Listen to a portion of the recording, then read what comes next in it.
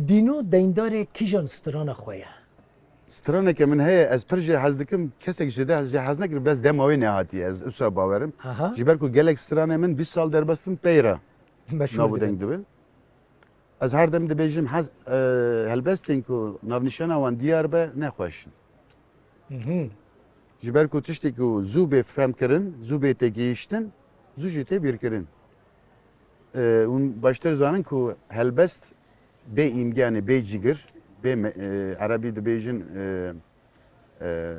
teşbîh nexweş e. Bêwate dibîne. Aha. Yani heboka ku tu çêdikî wê hebokê de lazim e îmgeyek hebe yani cigirek hebe. Wataya eslî bide. Ez carna strana dibêjim ez mesela dibim min tu hezkirî wek welatê xwe an jî dizim bayê evîne te sere germa dilêm direvîne min tu buharê hezkirê lê çavên te payîzîne.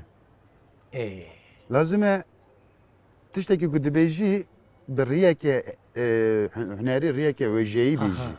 Kû wetaya xwe yelpaze wetaya wê fireh be û herkes xwe tê de cuda bibîne. aha aha Ez strana ku ez dibêjim jî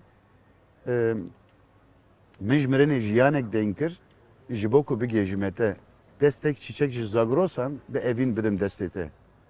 Mirin nabe tobedar ne heval nas dike ne jî yar. Wê bê bêdem û bêwar lê bila me negire bixewar.